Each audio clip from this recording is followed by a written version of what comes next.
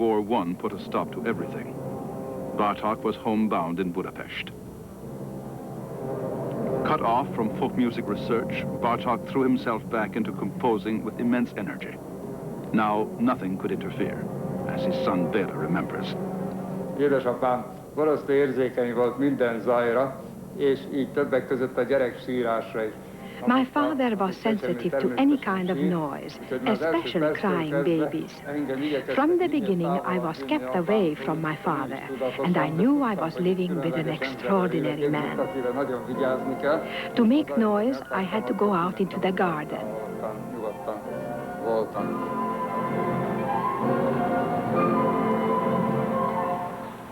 Bartók had already composed an opera, Bluebeard's Castle. For his second stage work, Bartók chose the folk legend, The Wooden Prince. It was accepted for production as a ballet pantomime by the Budapest Opera. Bartók's music was saturated with the spirit of Hungarian and Romanian folk song.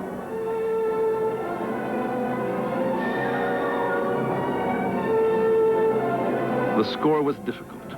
The orchestra members said it was unplayable, but somehow they persisted through some 30 rehearsals.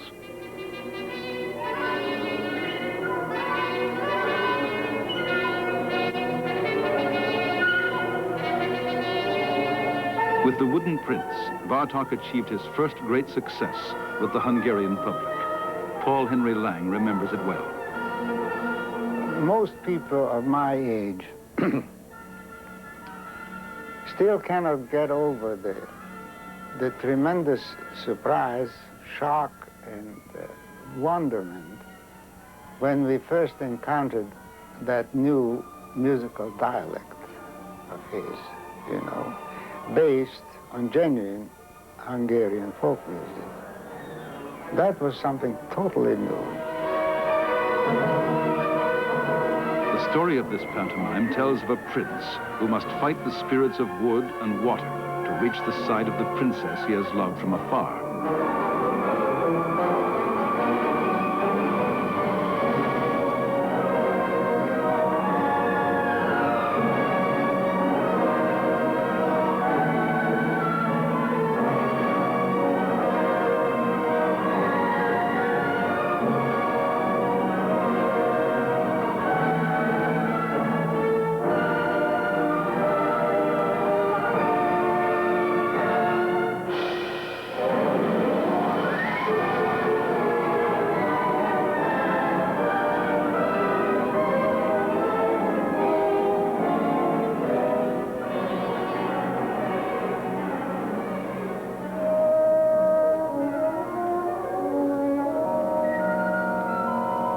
When the prince does approach her, at first the princess ignores him.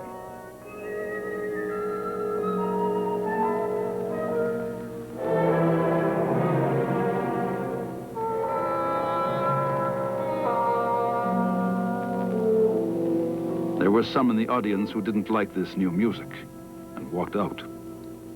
You know, in those days, we're speaking of 1916, people would walk out on Strauss, and that's certainly mild.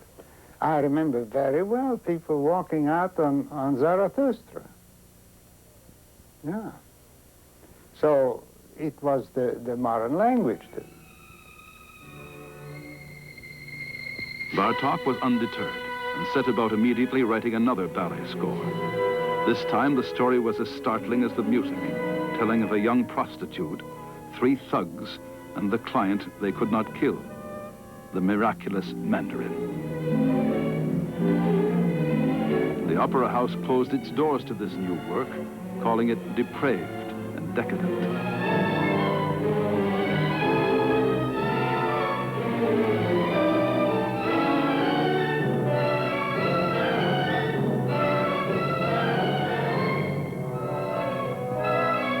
Bartók was accused of giving way to foreign influences. The avoidance of foreign influences results in stagnation.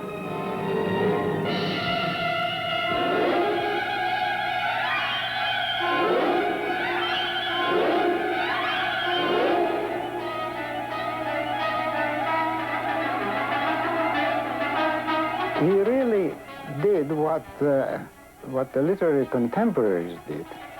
Show the city, big city life with all its crime and all its devastation.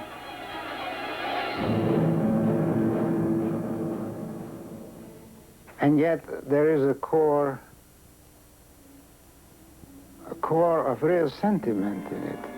And at that climactic moment when the girl and the dying Mandarin embrace, it's an overwhelming moment.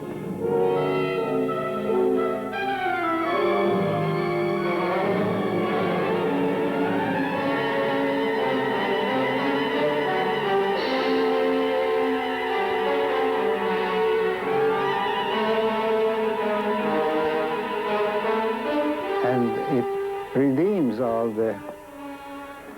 the crime and the sordid background, and that's what he wanted to do.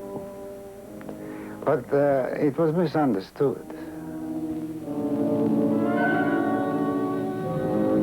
After the refusal of the miraculous Mandarin, Bartók never again wrote for the stage.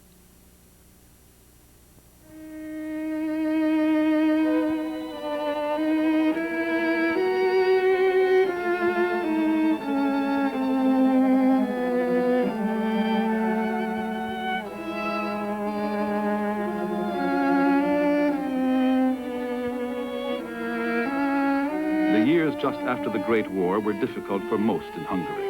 Inflation ruined the value of paper money. Food was scarce.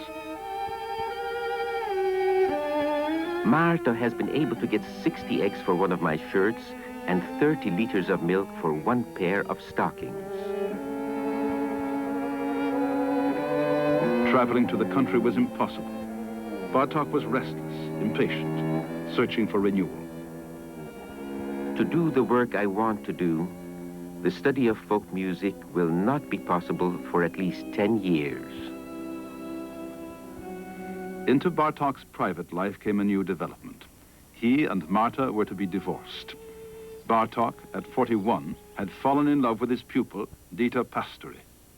Én, mint tanítvány találkoztam ő vele először 1922-ben. I first met him in 1922. I was his student at the Music Academy, and a year later I became his wife.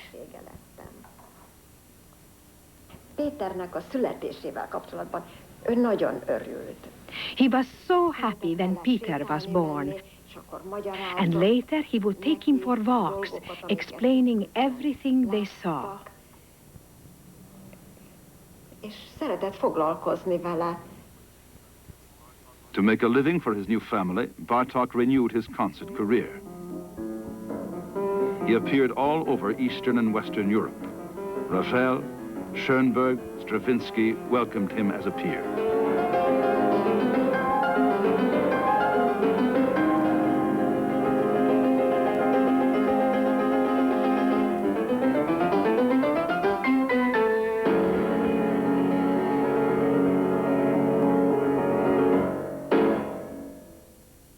He was terrific. That little man would sit down and bang out the Liszt E-flat concerto, and it was spectacular. In 1926, Bartók wrote a piano concerto, his first, which he could take on tour.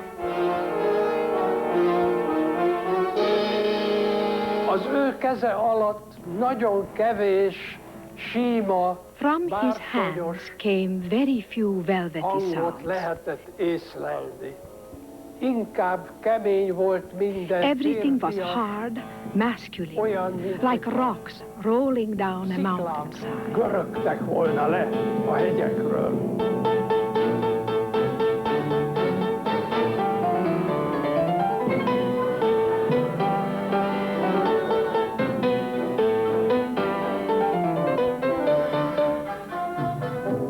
Our soloist is Peter Nagy.